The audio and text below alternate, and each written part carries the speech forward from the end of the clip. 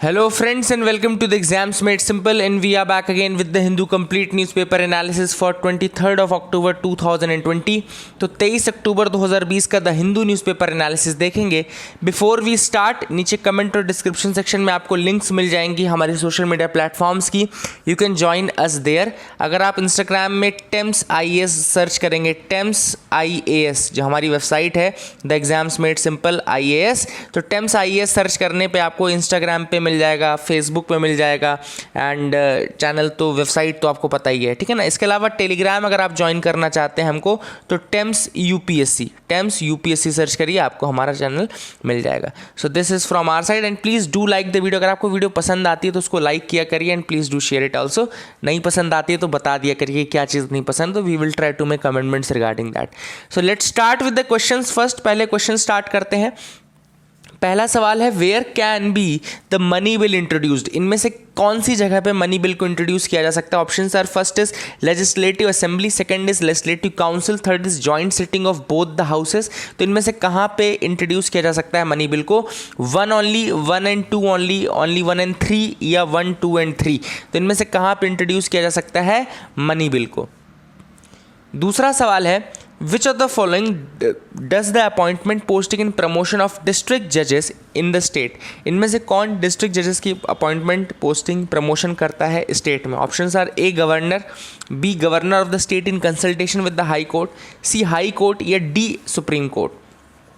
Question number 3 is, under which article of the constitution the president is empowered to consult the supreme court? Supreme court को किस article के अंतर्गत consult कर सकता है president? Options are, A article 143, B article 133, C article 129, या D article 32। तो इनमें से कौन से आर्टिकल के तहत वो कर सकता है consultation with the supreme court? So these were the 3 questions for you today. इनके आंसर्स आप करिए, अटेम्प्ट करिए इन क्वेश्चंस को।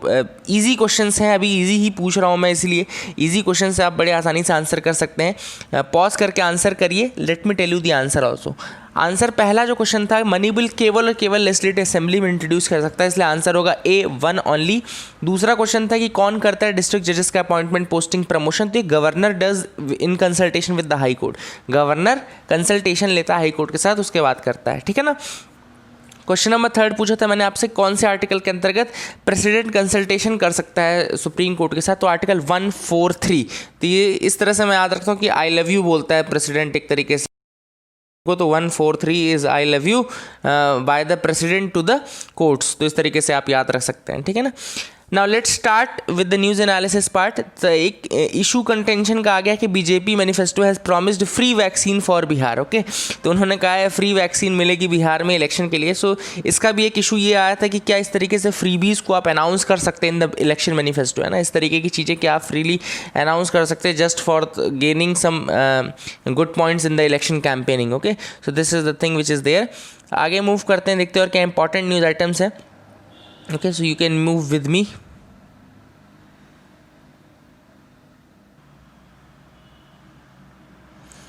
आगे मूव करते हैं, देखते हैं और क्या इंपॉर्टेंट न्यूज़ आइटम्स है। So you can move with मी, है ना। तो यहाँ पे तो ऐसे कोई खास न्यूज़ आइटम नहीं है जो कि यहाँ पे हम डिस्कस करें। सो एयर क्वालिटी इंडेक्स मैंने आपको कई बार बताया हुआ है, 6 कैटेगरीज होती हैं, good, satisfactory, moderate, poor, very poor, severe, है ना। अभी फिर से न्यूज़ में था। 8 पॉल्यूटेंट्स होते हैं जो कि सफ़र के थ्रू मॉनिटर किए जाते हैं। ओके, सफ़र सिस्टम है जो कि मॉनिटर करता है। ओवरऑल ये टेक्निकल कंट्रोल में आता है CPCB के, सेंट्रल पोल्यूशन कंट्रोल बोर्ड के। सेंट्रल पोल्यूशन कंट्रोल बोर्ड बना था 1974 के water prevention of pollution control act 1974 में वाटर का एक्ट आया था, उसके अंतर्गत 1981 में आया एयर पोल्यूशन कंट्रोल एक्ट, वो भी CPCB के अंतर्गत आ गया। 1981 का एयर पोल्यूशन का एक्ट था और 1974 का वाटर पोल्यूशन कंट्रोल एक्ट था, ठीक है ना। 8 पॉल्यूटेंट्स हैं एयर क्वालिटी इंडेक्स में जो कि मेज़र किए जाते हैं, NO2, SO2, PM2.5, PM10, NH3, O3, CO and PB। PB यानी लेड होता है, NH3 यानी अमोनिया होता है, O3 यानी ओजोन होता है, CO यानी कार्बन मोनोऑक्साइड होता है। तो इस तरीके से आप चीज़ें याद रख सकते हैं। रिवाइज इसलिए करवा रहा हूँ क्योंकि कोई अगर नया आया है तो उसको पता चल जाए, और अगर आप पुराने हैं तो आपको रिवाइज हो जाएगा। So that is the thing which I consider the most important. Revision ऐसा होना चाहिए कि आपको सब चीज़ें टिप्स में हो, तभी आपको कन्फ्यूजन कम होगा, तभी आपको वहाँ पे चीज़ें पता होगी। नहीं तो फिर वो बेंजीन पूछेंगे तो आपको बेंजीन पोल्यूशन भी नहीं याद रहेगा। मैंने उस दिन आपको दिया था कि ये बेंजीन पोल्यूशन जो होता है वो national ambient air quality index में आता है। मैं कई बार आपको बोल चुका हूँ कि national ambient air quality index के बारे में आप पढ़ लीजिएगा। 4 और पॉल्यूटेंट्स कौन है, बेंजीन, बेंजोपायरीन, ये क्या है ना, इनके बारे में आपको पढ़ना चाहिए। जो क्वेश्चन मैं यहाँ पे बोल देता हूँ उन चीज़ों को आप लोग पढ़ते नहीं हो। जो सबसे इंपॉर्टेंट आर्टिकल आज का हम डिस्कस करेंगे वो है drive a harder bargain at the Delhi meet. Drive a harder bargain at Delhi meet. Now this is one of the most important article written by Suhasini Haidar. Suhasini Haidar लिखती हैं ये जो भी इंटरनेशनल रिलेशन के इंपॉर्टेंट एस्पेक्ट्स होते हैं, स्पेशली जो पाकिस्तान वाला रहता है एस्पेक्ट, और जो अपना इसके साथ इंडिया, पाकिस्तान, इंडिया, USA के ऊपर लिखती हैं, ठीक है ना। तो let me tell you the editorial about this.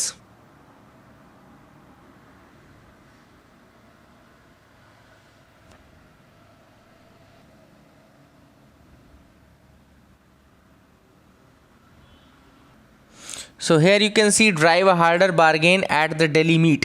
अब यहाँ पे क्या ऑथर ने बोला, सबसे पहली चीज़ याद रखिएगा कि अभी 2+2 डायलॉग होने वाला है। आप हम सबको, मैंने कल आपको बताया था 2+2 डायलॉग क्या होता है। 2+2 डायलॉग का मतलब होता है कि दोनों कंट्रीज़ अपने 2-2 अपॉइंटेड मिनिस्टर्स को भेजेगी जो कि सिक्योरिटी और दूसरी चीज़ों के बारे में डिस्कस करेंगे। तो इस बार के जो ये 2+2 डायलॉग होता है इसमें बेसिकली डिफेंस की बात होती है, इसलिए डिफेंस प्लस आपका मिनिस्टर ऑफ एक्सटर्नल अफेयर्स जो रहता है ये दोनों आते हैं, ठीक है ना।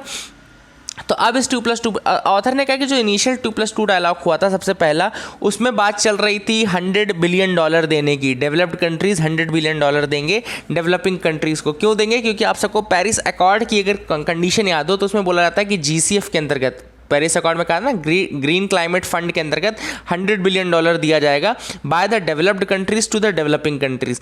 अब आपके लिए एक क्वेश्चन ये भी है कि GCF के रिगार्डिंग आप मुझे बताइए कि कौन कौन से जो इंटरनेशनल एग्रीमेंट्स है, कौन कौन से इन्वायरमेंटल कन्वेंशन है जिसका कि फंडिंग मैकेनिज्म GCF है।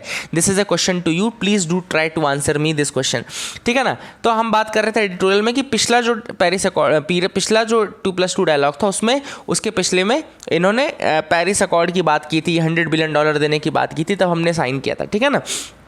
ऑथर ने कहा कि फिर उसके बाद गवर्नमेंट चेंज हो गई, बराक ओबामा गवर्नमेंट 2016 में चेंज हो जाती है। उसके बाद पावर में आते हैं डोनाल्ड ट्रंप, जो कि डोनाल्ड ट्रंप ने आते ही ये पूरा पेरिस अकॉर्ड से पुल आउट कर लिया। दूसरी चीज़ की जो भी उन्होंने कहा था पैसे देने की बात, उसको उन्होंने इग्नोर कर दिया, ठीक है ना। तो लास्ट उसके पहले की जो 2+2 डायलॉग है उसका तो हमने मोबिलाइज नहीं कर पाए। ऑथर ने कहा इस बार हमको कोशिश करनी है कि हम ज़्यादा चीज़ें अपने फेवर की कर पाएँ, क्योंकि हमने डोनाल्ड ट्रंप को भी काफ़ी पुश दिया है, उनकी गवर्नमेंट बनने में भी काफ़ी मदद की है। तो हमको भी चाहिए कि हम अल्टीमेटली उनसे कुछ गेन कर सकें। This is what the author says कि हमको भी अल्टीमेटली उनसे कुछ गेन करना है। सो इस कारण से ऑथर ने ये कहा है कि now this 2+2 dialogue will be first push on the regional and global issues, जैसे कि इंडो पैसिफिक हो गया। इंडो पैसिफिक रीजन में बिल्कुल डिस्कशन होगा इसके बारे में।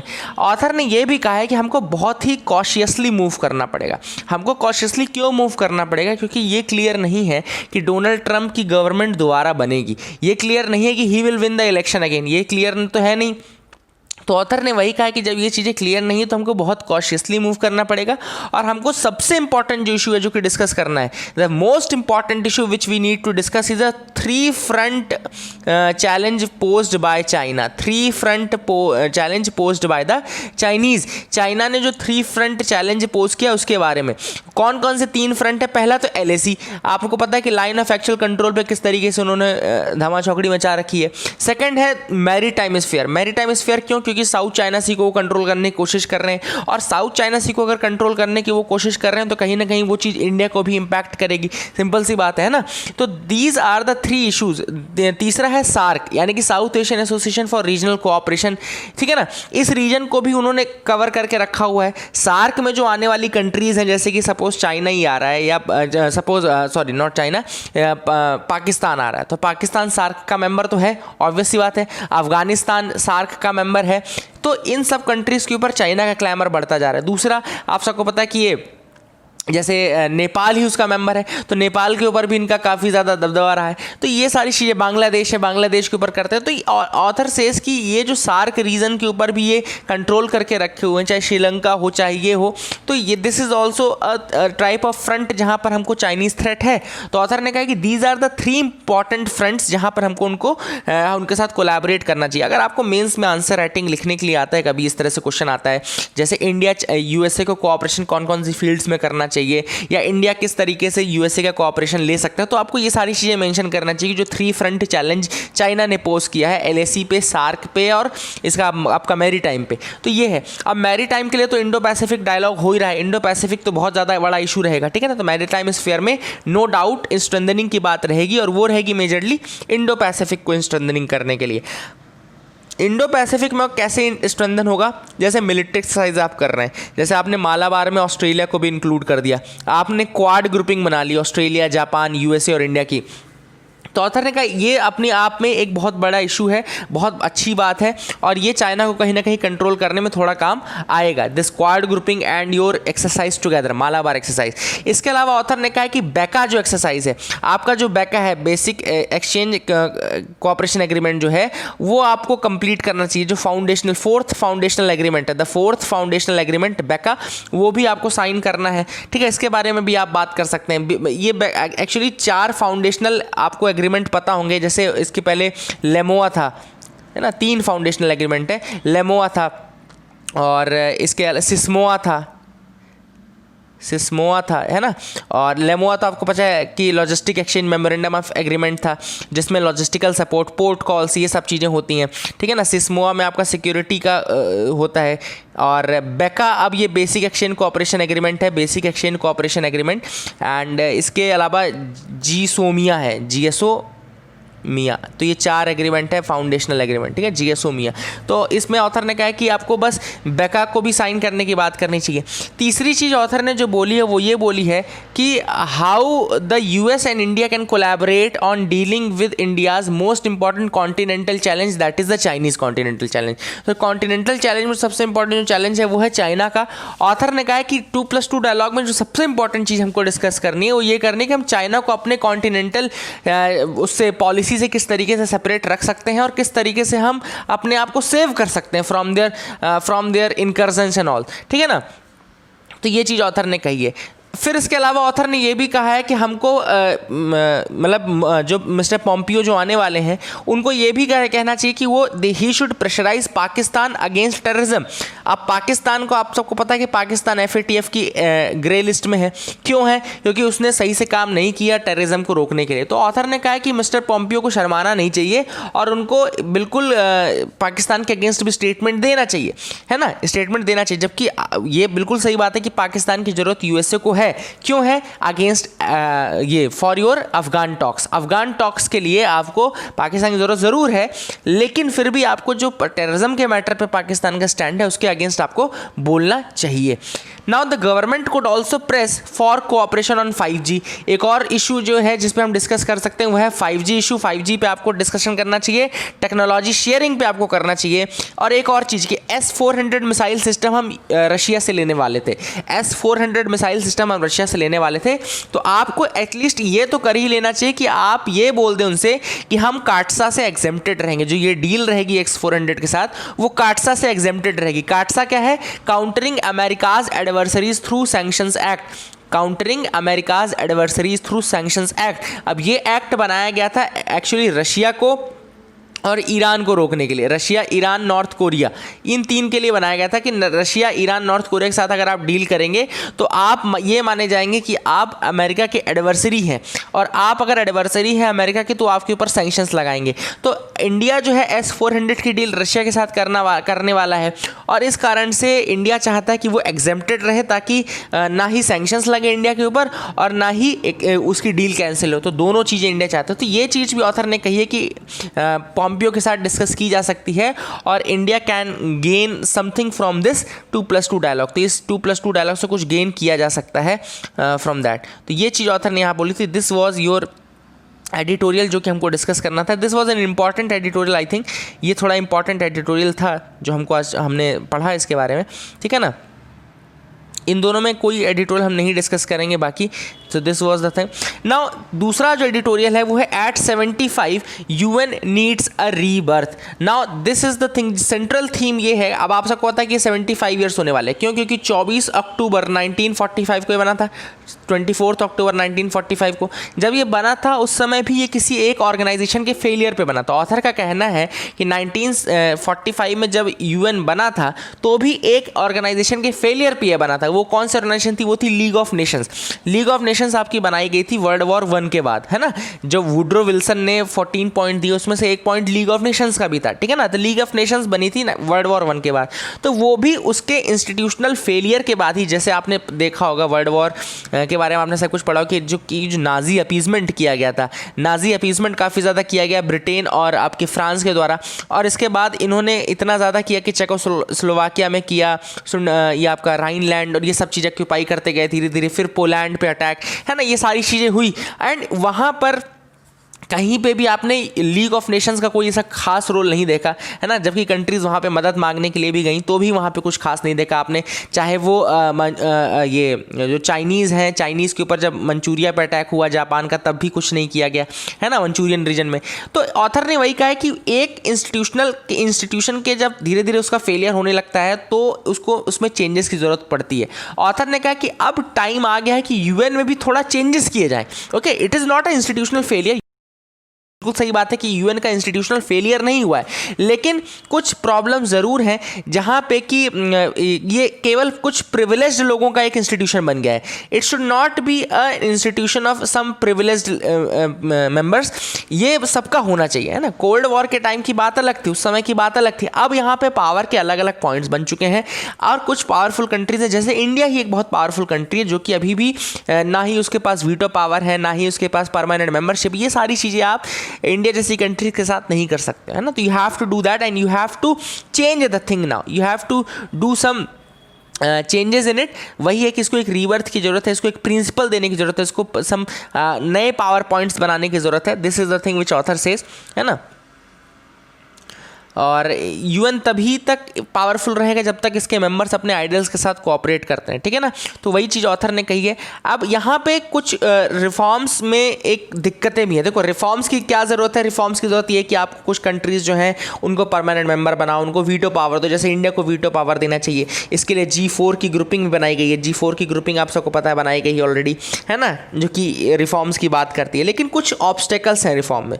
ऑब्स्टेकल्स क्या है? तो ऑथर का कहना है कि ऑब्स्टेकल ये हैं जैसे कि कंट्रीज़ के बीच में जो इंटरनल राइवलरी है, जैसे चाइना बिल्कुल कोशिश करेगा कि वो इंडिया को मेंबर ना बनने दे, है ना। जो परमानेंट 5 बन गए हैं, जो ये P5 कंट्रीज़ है, इसमें काफ़ी ज़्यादा जो इंटरनल राइवलरी है वो बहुत बड़ी एक इशू बन जाता है टुवर्ड्स द रिफॉर्म, है ना। अब ऑथर ने ये कहा है कि अगर आपको एक्सपेंशन करना है यूएनएससी में तो उसमें आप P5 का अब क्यों ले रहे हो कंसेंसस? आप सबको पता है कि ऐसे तो नहीं होगा, है ना। और वीटो पावर इस तरह से किसी के हाथ में क्यों रहे कि दूसरी कंट्रीज़ का भी मेंबर ही ना बन पाए? तो ऐसी कोई चीज़ नहीं होनी चाहिए जिसमें रिफॉर्म्स की कोई गुंजाइश ना हो। तो वही चीज़ ऑथर ने कही कि इन P5 का जो कंसेंसस मेथड है इसको रिप्लेस करने की ज़रूरत है, ताकि ये जो सबसे बड़ा ऑब्स्टेकल है ये हट सके, क्योंकि ये सबसे बड़ा ऑब्स्टेकल है। ऑब्वियस सी बात है, एक कंट्री दूसरी कंट्री को आने ही नहीं देना चाहती, तो ये ऐसी कंडीशन आप क्यों लगा रहे हो जिससे कि कोई कंट्री वीटो पावर करके आपको बाहर कर दे, है ना। And this is the only way कि अगर आप रिस्टोर करना चाहते हैं पावर प्रिंसिपल को यूएन में और दोबारा आप चाहते हैं कि एक प्रिंसिपल ऑर्गेनाइजेशन की तरह काम करें, तो आपको रिफॉर्म्स की जरूरत पड़ेगी, ठीक है ना। तो that is the thing which is there in this article. आगे मूव करते हैं। Army chief commissions INS Kavaratti at Visakhapatnam. तो विशाखापट्टनम में INS कावरत्ती को किया गया। It is the last of the 4 indigenously build ASW यानी anti submarine warfare. Anti submarine warfare का ये 4th एडिशन था। 4th indigenously build ASW stealth corvette था ये INS कावरत्ती, याद रखिएगा। 4th इंडिजिनसली बिल्ड ASW यानी कि एंटी सबमरीन वॉरफेयर था, ठीक है ना। अब ये याद रखिएगा, ये प्रोजेक्ट 28 के अंदर बनाया गया था। कमोर्ता क्लास प्रोजेक्ट 28 के अंदर बनाया गया था by Garden Reach Ship Builders and Engineers. ये कोलकाता बेस्ड है, Garden Reach Ship Builders and Engineers, ठीक है ना। तो इसको कमीशन किया गया है, ये आप याद रख सकते हैं। This is thing which you can remember, ठीक है ना। आगे मूव करते हैं, देखते हैं और क्या इंपॉर्टेंट न्यूज़ आइटम्स है जिसके बारे में हमको जानना चाहिए। सो you can move with me news बहुत सारी हैं आज ही बहुत सारी न्यूज़ आई हैं, मैं आपको बताऊंगा अभी आपको देखेगा, अभी आपको लग रहा है, लेकिन अभी बहुत सारी न्यूज़ है। तो let me tell you one by one. 2+2 dialogue will focus on the regional issues. अब ये कहना है कि 2+2 डायलॉग जो है वो रीजनल इश्यूज़ को फोकस करेगा। लेट मी टेल यू कि अब क्या क्या चीज़ें इन्होंने इसके अंदर बोली है actually. India and USA will discuss salient regional issues. पहले तो उन्होंने कहा रीजनल इश्यूज़ डिस्कस करेंगे, ग्लोबल इश्यूज़ डिस्कस करेंगे। रीजनल इश्यूज़ में जैसे इंडिया और एक तो यूएसए की जो फ्रेंडशिप है उसको आगे बढ़ाने की बात की जाएगी, सिक्योरिटी में इनका कोऑपरेशन बढ़ाने की बात की जाएगी, इंडो पैसिफिक के बारे में बात की जाएगी। एंड इसके अलावा जो अभी आपका मैंने बताया था मैरीटाइम डोमेन में इंडो पैसिफिक, उसके पूरे रीजन की बात की जाएगी। फिर इन दोनों की कंट्रीज़ के बीच में security, defence, economic, commercial, technological and people to people contact, ये सारे इश्यूज़ भी डिस्कस किए जाएंगे। यही एरियाज होते हैं एक्चुअली में जहां पर कि जिसमें कि डिस्कशन किया जाना चाहिए। जैसे अगर आपसे कभी भी मेंस में आंसर राइटिंग लिखने के लिए आता है कि कौन कौन सी एरियाज ऑफ कोऑपरेशन हो सकते हैं, तो यही एरियाज ऑफ कोऑपरेशन होते हैं। Political, security, defence, economic, commercial, technological, people to people contact, है ना। तो ये सब आपको आंसर राइटिंग में करना चाहिए। तो ये चीज़ यहाँ पे मैंने आपको बता दी। आगे मूव करते हैं, देखते हैं और क्या इंपॉर्टेंट न्यूज़ आइटम्स है। So you can move again. CPI IW base year revised to 2016। जो consumer price index industrial workers है उसका जो बेस ईयर है उसको रिवाइज कर दिया गया है। Let me tell you the news about that. Okay, तो base year of consumer price index for industrial workers has been revised from 2001 to 2016। तो पहले जो इसका बेस ईयर था वो 2001 था, उसको हटा करके 2016 कर दिया गया है। अब ये किसने किया है इसको रिवाइज? तो लेबर एंड एम्प्लॉयमेंट मिनिस्ट्री ने रिवाइज किया है बेस ईयर आपका कंज्यूमर प्राइस इंडेक्स का for industrial workers from 2001 to 2016। अब ये क्यों चेंज किया जाता है, बेस ईयर क्यों चेंज किया गया है? ताकि एग्जैक्ट जो कंजम्पशन पैटर्न है उसको शोकेस किया जा सके। जो कंजम्पशन पैटर्न देखो, अब 2001 से अभी तक में बहुत सारा कंजम्पशन पैटर्न चेंज हो गया है। जो जिस चीज़ की प्रायोरिटी 2001 में थी उस चीज़ की प्रायोरिटी आज नहीं है, और आज जिस चीज़ की प्रायोरिटी है वो 2001 में नहीं थी। तो वही चीज़ ऑथर ने कही कि अब प्रायोरिटी चेंज हो गई, कंजम्पशन पैटर्न चेंज हो गया, इस कारण से CPI IW भी चेंज किया जाएगा बेस ईयर। तो 2001 से उसको 2016 कर दिया गया है, ठीक है ना। अब ज़्यादा वेटेज किसको दिया जा रहा है? ज़्यादा वेटेज अब दिया जा रहा है हेल्थ को, एजुकेशन को, रिक्रिएशन को एंड दूसरे मिसलेनियस एक्सपेंसेस को, क्योंकि आप सबको ये पता होना चाहिए कि ये चीज़ें बढ़ती जा रही ना। ऑब्वियस सी बात है, health, education, recreation and miscellaneous expenses बढ़ेंगे। और रिड्यूस क्या होगा? रिड्यूस होगा weight of food and beverages and weightage of food, ये दोनों घट रहा है। अब ये कैलकुलेट और रिलीज कौन करता था ये भी आपको बता दो। CPI IW जो रिलीज होता था और जो उसको करते थे कंपाइल, वो होता था लेबर ब्यूरो द्वारा। The labour bureau was compiling it and releasing it. Labour bureau is under the ministry of labour, ठीक है, मिनिस्ट्री ऑफ लेबर के अंतर्गत आता है लेबर ब्यूरो, तो वो इसको करता था। तो this was the thing which was there. ये भी एक इंपॉर्टेंट न्यूज आइटम था। I hope you got clarity regarding that as well. आगे मूव करते हैं, देखते हैं क्या इंपॉर्टेंट न्यूज आइटम है, ठीक है ना। So you can move with me. Nag anti tank missile completes final user trial. This is the news now कि Nag anti tank missile has completed final user trial. So let me tell you. अब देखो नाग क्या है, Nag anti tank missile है। Simple सी बात आपको याद रखें। पहला तो क्वेश्चन ये भी पूछ सकता है कि नाग क्या है, एंटी टैंक मिसाइल है। दूसरा किसने बनाया था? तो DRDO ने बनाया था। याद रखिएगा, ये भी DRDO बनाता है, इसरो नहीं बनाता। कई बार आपको कंफ्यूज करने के लिए वो दे देगा इसरो ने किया था एंटी टैंक मिसाइल नाग को डेवलप, तो ये गलत है। इसरो नहीं करता है, DRDO करता है इसको, ठीक है ना। And it is a third generation ATGM, third generation anti tank guided missile है। It has top attack capabilities है, and it can effectively engage and destroy all the enemy tanks during day and night. तो during day और night anti tank, तो tank enemies जो है जितने भी उनको डिस्ट्रॉय कर सकता है। आर्मी ने कहा था कि उनको थर्ड जनरेशन ATGM में स्ट्राइक कैपेबिलिटी चाहिए कम से कम 2.5 किलोमीटर की, 2.5 किलोमीटर की कैपेबिलिटी कम से कम चाहिए। तो नाग जो सिस्टम है it has a range of 4 to 7 kilometre. इसके पास 4 से 7 किलोमीटर की रेंज है। This is a very important thing कि 2.5 किलोमीटर की रेंज मांगी थी थर्ड जनरेशन ATGM में आर्मी ने, और DRDO ने जो बनाया उसमें 4 से 7 किलोमीटर की रेंज है and it is fitted with advance seeker to home on its target. बहुत इसमें एडवांस सीकर लगा है। एडवांस सीकर क्या होता है? बेसिकली जो टारगेट को हिट करने में मदद करता है वही सीकर होता है, जो आपके टारगेट को इंगेज करता है, ठीक है ना बेसिकली। तो रेंज इसकी है 4 to 7 kilometre and this missile has a home developed infrared seeker and avionics. जो इसका इंफ्रारेड सीकर और एवियोनिक्स है वो होम डेवलप्ड या इंडिजिनसली डेवलप्ड है ना। और ये कैपेबिलिटी बहुत कम नेशंस में है जो कि इंफ्रारेड सीकर और एवियोनिक्स को इंडिजिनसली बना सकते हैं। तो ये भी एक इंपॉर्टेंट चीज़ थी जो कि मैंने आपको बताई। Hope you got clarity regarding that as well. तो आगे मूव करते हैं, देखते हैं और क्या इंपॉर्टेंट न्यूज़ आइटम्स है, ठीक है ना। So you can move again with me. यहाँ पे देखिए, now Sri Lankan parliament has passed the 20th amendment. तो श्रीलंका की पार्लियामेंट ने 20वां अमेंडमेंट 20th अमेंडमेंट फाइनली पास कर दिया है, ठीक है ना। अब ये जो 20th अमेंडमेंट है इसने 19th अमेंडमेंट को नलीफाई किया। Basically it rolls back the 19th amendment. अगर 20th अमेंडमेंट देखें तो वो अपोजिट है 19th अमेंडमेंट का, ठीक है ना। कैसे कि जो 20th अमेंडमेंट है वो एक्सेसिव पावर दे देता है प्रेसिडेंट को। 19th अमेंडमेंट उल्टा कर रहा था, 19th अमेंडमेंट उल्टा कर रहा था और ये अब एक्सट्रीम पावर मिल जाएगी प्रेसिडेंट को। और जो प्राइम मिनिस्टर है he will remain a ceremonial head now. जो आपका प्राइम मिनिस्टर है he will now just be a ceremonial head. तो 20th अमेंडमेंट जो है वो फाइनली कंट्रोवर्शियल है एंड उसको पास कर दिया गया है ना। एंड ये मैंने आपको बता दिया कि क्या होगा इससे, सेरेमोनियल हेड बन जाएगा प्राइम मिनिस्टर केवल, ये आपको बता दिया मैंने, ठीक है ना। तो आगे मूव करते हैं और क्या इंपॉर्टेंट न्यूज़ आइटम से देखते हैं। तो यहाँ पे एक अंकटाड के बारे में न्यूज़ आई है। अंकटाड ने कहा है कि इंडिया की इतनी ग्रोथ हुई है ना। तो let me tell you about UNCTAD as well. थोड़ा अंकटाड के बारे में बता देता हूँ। अब अंकटाड जो है ये UNCTAD, ठीक है ना, and it's a permanent inter governmental body. याद रखिएगा, it's a permanent inter governmental body. Permanent inter governmental body है, यूएन के अंदर है, इस्टेब्लिश की गई थी UNG यानी कि यूनाइटेड नेशन जनरल असेंबली ने इसको इस्टेब्लिश किया था 1964 में। अंकटाड कब बना था? 1964 में बना था, UNG ने इसको इस्टेब्लिश किया था। और इसके अलावा याद रखना आपको कि इसका जो हेडक्वार्टर है वो लोकेटेड है जिनीवा, स्विट्जरलैंड में। The headquarter is located in Geneva, Switzerland. And it also have offices in New York and Aedes अबाबा। इसके जो ऑफिसेज हैं वो न्यूयॉर्क और एडिस अबाबा में भी हैं और हेडक्वार्टर जिनीवा, स्विट्जरलैंड में है।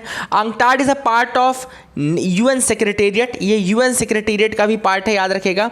And it reports to the UN general assembly. किसको रिपोर्ट करता है? To the UN general assembly and the economic and social council. याद रखिएगा, ये रिपोर्ट करता है UN जनरल असेंबली को and economic and social council को। But have our own membership, leadership and budget, ठीक है ना। इसका खुद का ओनर मेंबरशिप भी है, खुद की लीडरशिप भी है, खुद का बजट भी है। एंड रिपोर्ट किसको करता है? UNGA को एंड इकोसॉक को। याद रखिएगा, रिपोर्ट किसको करता है? UNGO, इकोसॉक को, लेकिन इसका खुद की मेंबरशिप, खुद का बजट, खुद का लीडरशिप है। एंड ये यूनाइटेड नेशन डेवलपमेंट ग्रुप का भी हिस्सा है। It is also part of United nation development group. 1964 में बना था। जिनीवा, स्विट्जरलैंड में इसका हेडक्वार्टर है। हेडक्वार्टर कहाँ पे है? जिनीवा, स्विट्जरलैंड में। तो ये भी मैंने आपको बता दिया। I hope you got clarity regarding that as well. एक दो न्यूज़ आइटम और थी जो कि हिंदू में नहीं थी, वो भी मैं आपको बता देता हूँ। India Bangladesh in talks for joint river commission. अब ये हिंदू की ही न्यूज़ है, यहाँ पे मुझे नहीं दिखी। इंडिया बांग्लादेश ने जॉइंट रिवर कमीशन की मीटिंग जल्दी ही करने वाले हैं। तो इंडिया और बांग्लादेश जो है वो निगोशिएट कर रहे हैं on the modalities for hosting the long delayed meeting of joint river commission. Joint river commission बहुत पहले का एक बायलैटरल मैकेनिज्म है इंडिया और बांग्लादेश के बीच का। याद रखेगा, जॉइंट रिवर कमीशन, बहुत इंपॉर्टेंट चीज़ बता रहा हूँ। तो जॉइंट रिवर कमीशन जो है वो इंडिया और बांग्लादेश का बहुत पुराना बायलैटरल मैकेनिज्म है जो कि 1972 में स्टैब्लिश किया गया था। 1972 में स्टैब्लिश किया गया था Indo Bangladesh joint river commission. ये फंक्शनिंग है 1972 से। और ये एफर्ट्स रहती है बेसिकली कि जो जॉइंट रिवर सिस्टम है, कॉमन रिवर सिस्टम्स हैं, उनका इफेक्टिव एक तरीके से इस तरीके से पार्टीशन हो सके कि उनका मैक्सिमम बेनिफिट दोनों कंट्रीज़ को मिल सके। तो ये काम जॉइंट रिवर कमीशन का है। तो डिस्प्यूट भी आप सबको होता है, जैसे तीस्ता वाटर डिस्प्यूट है, ये इंडिया और बांग्लादेश के बीच का डिस्प्यूट है तीस्ता वाटर का, है ना। इसी तरीके से joint river commission water disputes को एंड करने का काम करती है। अब ये वाटर रिसोर्स मिनिस्टर जो दोनों कंट्रीज़ में रहते हैं वो हेड करते हैं JRC को, वाटर रिसोर्स मिनिस्टर्स। अब इंडिया बांग्लादेश का जो ये जॉइंट रिवर मैकेनिज्म है, ये 6 जॉइंट रिवर्स के लिए, जैसे मनु, मुहुरी, गोमती, धारला, दूध कुमार एंड खोवई, कौन कौन सी 6 नदियां हैं याद रखिएगा, Manu, Muhuri, Gomti, Dharla, Dudh Kumar and Khowai. These are the 6 rivers जो कि जॉइंट रिवर्स हैं इंडिया बांग्लादेश के बीच में। इनके लिए जॉइंट जो आपका JRC बनाया गया है वो इसी के लिए बनाया गया है। So that is the thing which is again important. I hope you got clarity regarding that. ये मैंने आपको बता दिया। एक और न्यूज़ थी, national museum miniature painting on Google arts and culture app. Okay, miniature painting का मतलब क्या होता है, किसी बड़ी इमेज को मिनिएचराइज छोटे फॉर्म में रिप्रेजेंट करना, ठीक है ना। जैसे ये भी एक मिनिएचर पेंटिंग्स बहुत ज़्यादा इंपॉर्टेंट पेंटिंग्स होती हैं, है ना। अगर आपने इंडियन हिस्ट्री पढ़ी होगी, आर्ट एंड कल्चर वाला पर पढ़ा होगा, तो टाइप्स ऑफ पेंटिंग में आपको मिनिएचर पेंटिंग, मूरल पेंटिंग कौन सी होती है, मूरल पेंटिंग वॉल पे होती है। अगर आपसे कोई पूछे कि मूरल पेंटिंग क्या होती है, तो जो वॉल पे होती है ना, वॉल पे, है ना, वॉल में कभी गोबर या कंडा लगा करके उसके ऊपर की जाती है ये, तो इस तरीके से मूरल पेंटिंग होती है, ठीक। अब ये मिनिएचराइज्ड पेंटिंग, मिनिएचराइज्ड किसी चीज़ को छोटे फॉर्म में रिप्रेजेंट करना। तो नेशनल म्यूजियम की जो मिनिएचर पेंटिंग्स है वो Google arts and culture app में आएंगी। अब ये एक्चुअली एक प्रोजेक्ट है, प्रोजेक्ट क्या नाम है, लाइफ इन मिनिएचर। ओके, याद रखिएगा प्रोजेक्ट का नाम है लाइफ इन मिनिएचर। और इस प्रोजेक्ट के अंतर्गत ये बेसिकली कोलैबोरेशन है नेशनल म्यूजियम दिल्ली का और गूगल। तो गूगल आर्ट में और नेशनल म्यूजियम दिल्ली के बीच में ये कोलैबोरेशन हुआ है for life in miniature project में। और इस प्रोजेक्ट के अंतर्गत जो पेंटिंग्स है वो शोकेस की जाएगी Google arts and culture app में। Google arts and culture app में लाइफ इन मिनिएचर प्रोजेक्ट के अंतर्गत ये शोकेस की जाएंगी, ठीक है ना। तो this was another thing. Edward Snowden granted permanent residency in Russia. Russia में परमानेंट रेसिडेंसी दे दी गई है एडवर्ड स्नोडेन को, तो ये भी मैंने आपको बता दिया।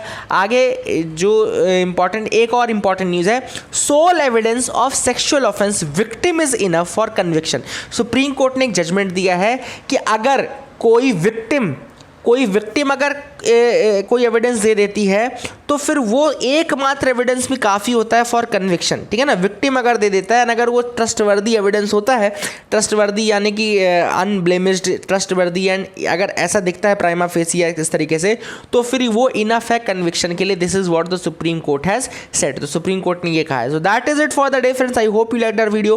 Please do like, share, subscribe, keep loving us, keep sharing us. Thank you and have a nice day.